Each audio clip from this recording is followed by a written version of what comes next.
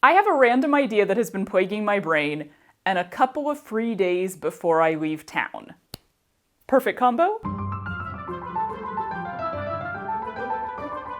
Y'all know trinket shelves? Never met her. That's a weird way to say that. Have you seen trinket shelves? Do you know what I mean by that term? These little shelves that generally have even littler compartments within the shelves that are meant for displaying little bitty trinkets. What you looking at? Hi! You just gonna stay out there and be a little creeper? Two of my sisters, when we were growing up, collected thimbles. All of us collected things, y'all. We were so encouraged to collect random items. Mine was spoons, which I have never yet found a good way to display. It's actually on my list to find some method of displaying my spoon collection, because I still have it. That's a tangent though.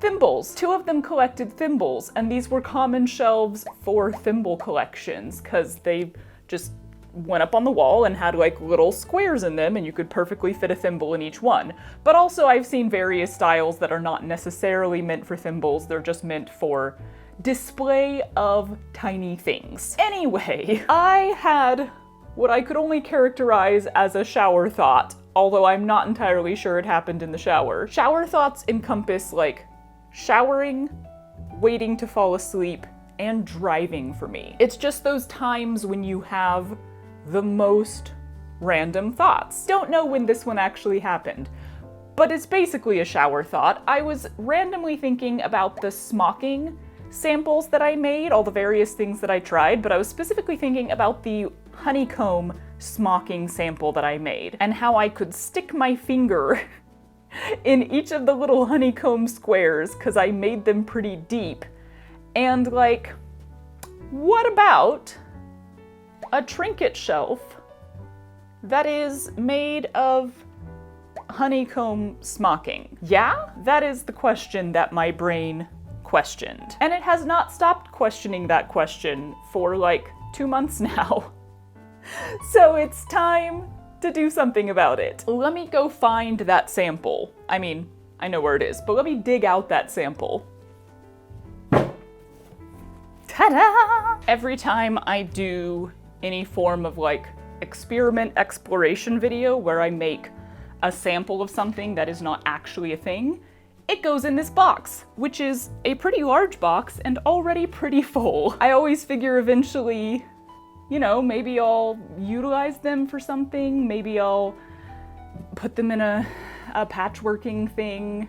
I don't know. This is what I wanted though. I did these, I want to say, did I do a full inch? They might have been inch deep pleats. So what I ended up with is something that I don't really know you could use in a garment because it's pretty thick, but you can stick your fingy in there and there's like a good amount of space. I don't know, it's just like if you pull it open to just the right place, could that be a shelf? A form of storage for tiny things? I don't know. This might not work, like, at all. But I figured it was worth a bit of an exploration. A couple considerations that immediately come to mind. When you stretch it out this way, it wants to curl like this. I feel like I could get around that because it's gonna have to be, like, very thoroughly attached to a frame. So I feel like attaching the top and the bottom to the frame just as tightly as the sides would keep it all flat, maybe. However, attaching the top might be interesting because you have all these pleats there, so like, how am I even gonna do that? I don't know. Do I want it to be on the diagonal? Do I want it to be the diamond shapes like this? Because you can put things in a diamond, you can store things in honeycomb shapes. Technically, if I wanted it to look more shelf-like, I'd want squares or cubes, right? Which would mean having to orient the smocking piece like that, I think? Which would just mean having to do a very odd shape of smocking in order to get it to fit into like a square or rectangular frame. And finally, there's sizing. Well, not finally, I have two more. Next consideration, sizing. I actually kind of like how deep this is. I could maybe go a little bit deeper once it's on a bigger scale, but like it doesn't need to be much deeper, but I would want the squares or the diamonds to be bigger. So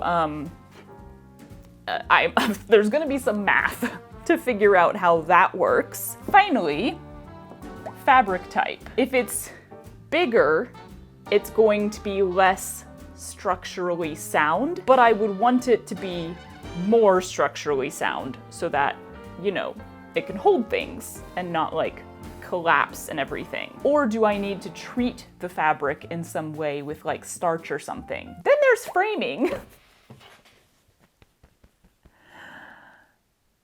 But we'll leave that till later. How to frame it so that it's not like up against the wall because it has depth to it, I don't know. Is this actually something I can figure out in like 2 days tops? I don't know.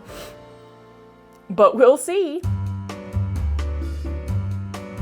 I kind of want to like spread this out and staple it into a frame to see what it looks like. I'm pretty sure I have bar stretchers. Oh God, I do not know what size I have. Welcome to, I used to be a very, very focused embroidery artist. I still have so many hoops. Oh, that one's tight. Ooh, oh, there's one.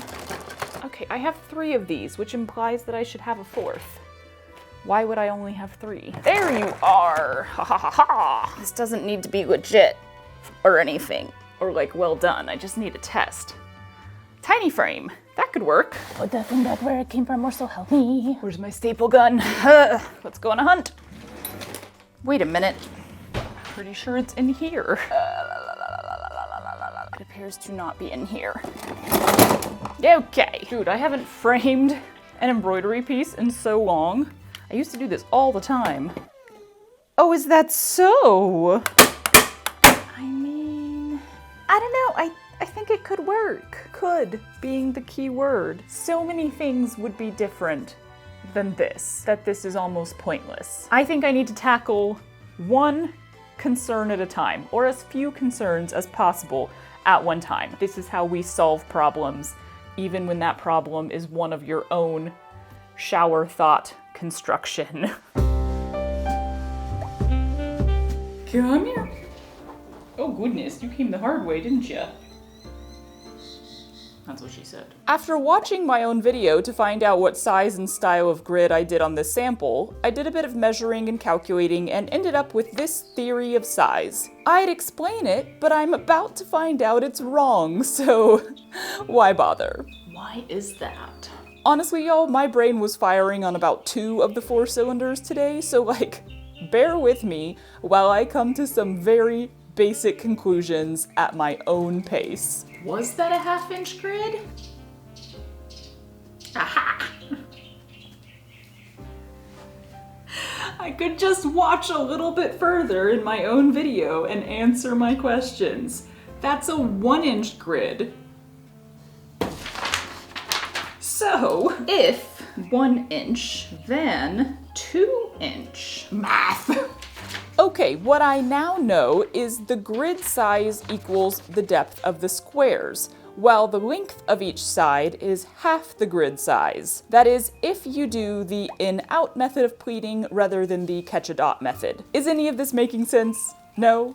That's because it's still wrong. Don't worry, we'll get there. So I tested a 2 inch grid, drawing it on, securing the pleats, and then stitching the honeycomb shape. I also took this opportunity to test stitching each honeycomb separately. Like instead of running thread along the back as I made each little, you know, securing stitch, I just made a knot on the front so each bit of smocking is disconnected from the other ones. I'm interested to see if this makes any difference in how it lays or maybe helps with that curling thing.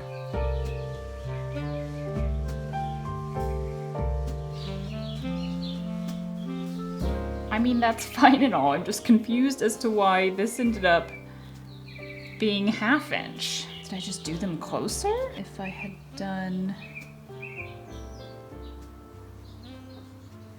Oh, okay. Both sides of the cube, in other words, the size of the cube, is just how close together you stitch your lines. So on this, even though I made the grid and the pleats 1 inch apart, I stitched 1/2 inch away from each other and ended up with 1/2 inch cubes that are 1 inch deep. So this spacing, is how big your cubes will be, and your grid and pleats are how deep they'll be. So I like the 2 inch depth, but I think the 2 inch cubes are too big. Like, we're getting away from trinket size now. Okay, I redid the smocking to be 1 inch apart instead of 2 inches apart, which I do think is the perfect size of square for like little trinkets. I don't know that I need the 2 inch depth, but I think I am gonna stick with it, potentially. So that's technically size figured out. You know, even if I change my mind on what size, I have now figured out how sizing works. Doing the disconnected knots on the front rather than all of the thread being connected all around, it did not stop it from wanting to curl forward, as I hoped maybe it would. It was worth a try. Here is the completely new problem that I somehow just 5 minutes ago got into my brain. The back of these squares is not connected in any way. So like, I wasn't noticing it on this one because they're so small, but if you stick something in there, it's just completely open in the back and it can fall into the next thing below it. Like, the only thing connecting the fabric is here on the front, which means all of these pleats in the back are basically just a tube. Theoretically, if it was light, it might stay in there, but if you put something in there with any amount of weight or just the right size, it can just slip down into the hole beneath it, yes? So on the bigger one, that would be even more of a problem because, of course, there's a bigger gap there. I think if I do the thing where they're not diamonds, if I try to turn the whole piece so that it's actually squares,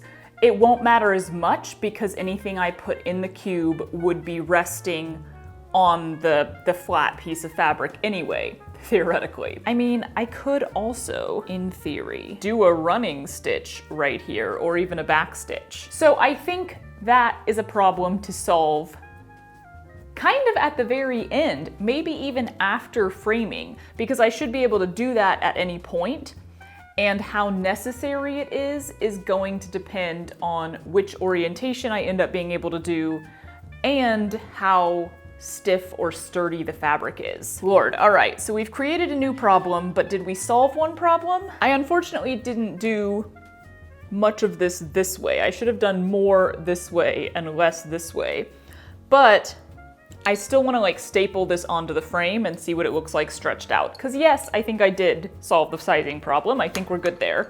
I suppose if the actual shelving part of it doesn't work out, I can just claim it's an art piece. Just a bit of smocking in a frame, you know? Who doesn't have that? I mean, it would help if my stitching was done a little bit better. Oh gee, you did your sample super quick and didn't care about details, and now it's hard to tell if it's right. Wow. I feel like this tells me even less than the last one did. I'm starting to feel more and more like this isn't gonna work. Maybe that's kind of why I do it sloppily sometimes. If I'm like, oh, well, my stitching isn't very great on here and like I didn't use the best fabric for it, then there's still hope that if I fix those things, it will work, you know? Let's just move on to the next problem and see what happens. It's gonna have to be way stiffer than this fabric. This one is even, you know, less sturdy than my original fabric I used. I don't have a lot of options in my fabric closet, surprisingly, despite everything I have. So potentially I could starch a piece of fabric. However, I also don't think I have starch. So I'm gonna start out by using the thickest fabric I have, which is my failed curtain fabric from the guest room. The stuff that I ended up dumping because it's so thick that it didn't hang properly as drapes. This is just gonna be wildly different than anything I've done yet, simply because it is so thick. I'm gonna do that same thing, a 2-inch grid, and then 1-inch apart stitches. I'll try to do more of them so that it actually can fill this tiny frame here, and we'll go from there. I cut a strip of fabric, and this time, instead of stitching the pleats in, I just ironed them in with enough steam to run a small train. You don't really need the threads there to hold the pleats, you just need to know where the pleats are, so this should work. And then I continued with the separated method, each smock being its own thing, but this time I used strong buttonhole thread and hid the knots on the back, measuring and marking where each needed to be with a pin before stitching it.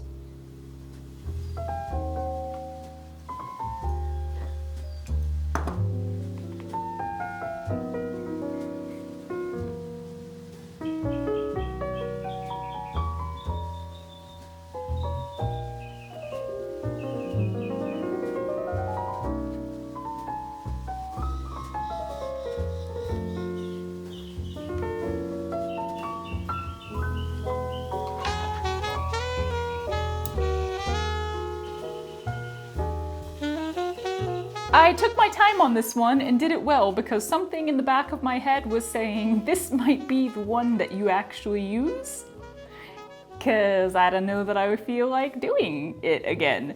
But it looks beautiful. Look at that. I think this fabric is thick enough. I think it does what I wanted. Like, these are very structured walls. So we're gonna say fabric choice problem is solved. Oh my God, what's in my eye? Which means the next problem to solve is framing, technically. So at one of the many creative reuse stores that I visited, I got this frame because this was about the size I was thinking, and then it's, you know, it's deep. However, in retrospect, or now that I've given this some more thought, I don't know how I would attach this to this frame. I can't like staple into this. I don't know that that would even survive. Also, I would have to do another piece if I used this frame because this is not big enough. So I'm honestly thinking I might just build my own frame. I have a tub full of spare wood from various home renovation projects that I've done, and I got a jigsaw and I got a nail gun, so all the power of the world is in my fingertips. Woohoo! Before I go dig through my wood bucket though, there is another consideration that we can go ahead and solve. Orientation, diamonds versus squares. I sat here last night staring at it like in this frame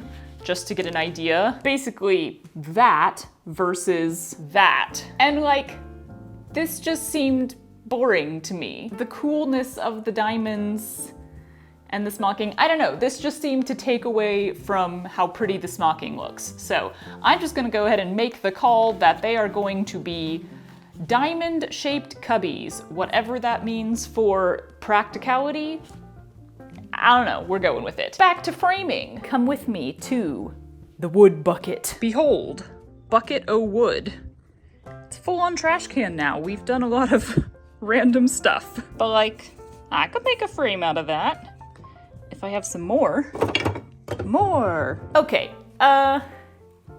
stuff's about to get real janky. I'll explain after, or in voiceover or something, because I don't fully know what I'm about to do, but I'm just gonna do some stuff and see what happens.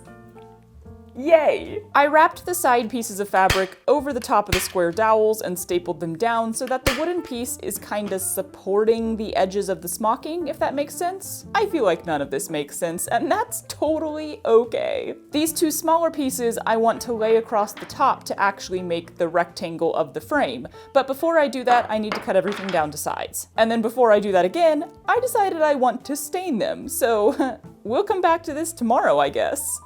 Just kidding, gave it a few hours and they seem dry enough. Onward! I nail gunned the corners together and then quickly realized that stapling the top and bottom pleats down wouldn't really work on this angle. So I decided to try this sort of lashing thing with the buttonhole thread and call it a design choice. It was a design choice. It was a little bit tricky, but it gave me a chance to use this finger tool thing called a stiletto that I got in England last year, so wahoo!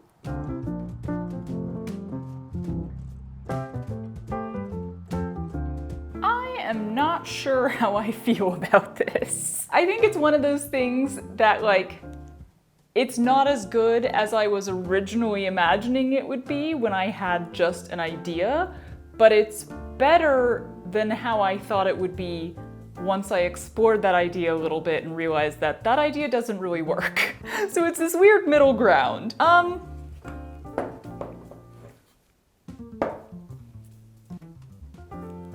I was thinking we had the problem that my pleats are still bigger than this actual piece of wood, so they're sticking off. So if I wanted to hang this up on the wall, I would need to put something here to make it stand off from the wall.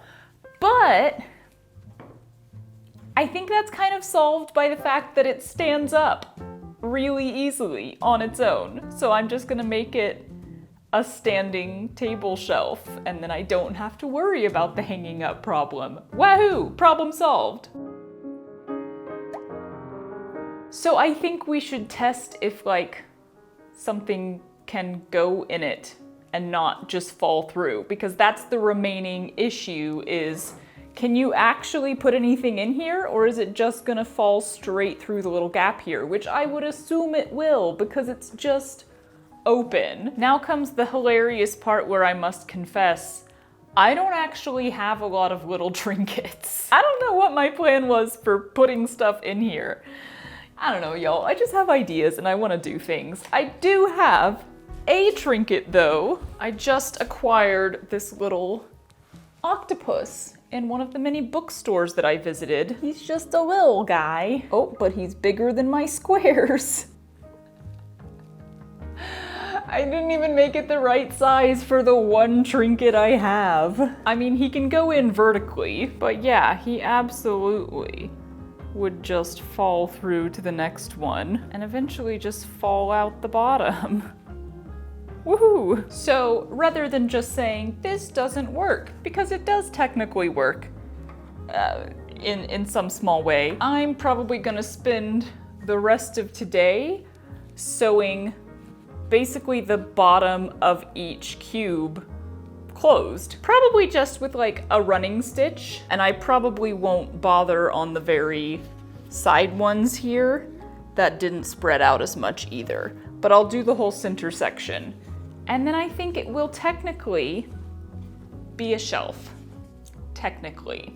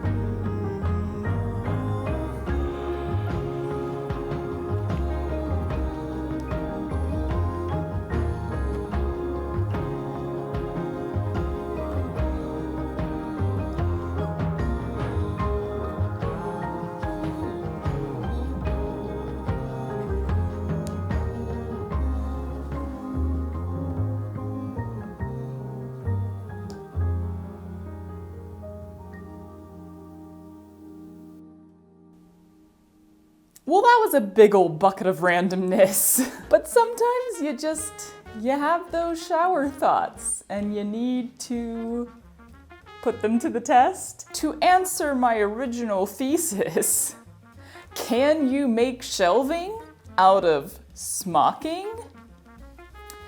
I'm gonna go with kinda. It's not super ideal, but like, it does technically work. It was a pretty good bobbin storage. If you want something much, much bigger that holds much fewer.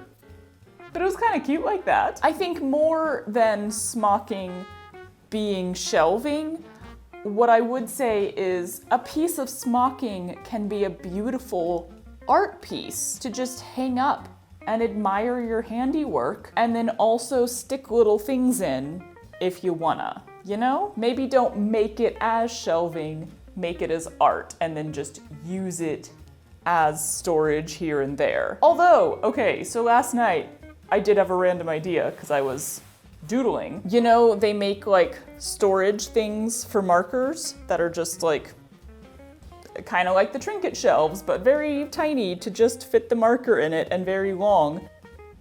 What about that? I don't even want to try. But like, you know, you'd have... Didn't I make coffee?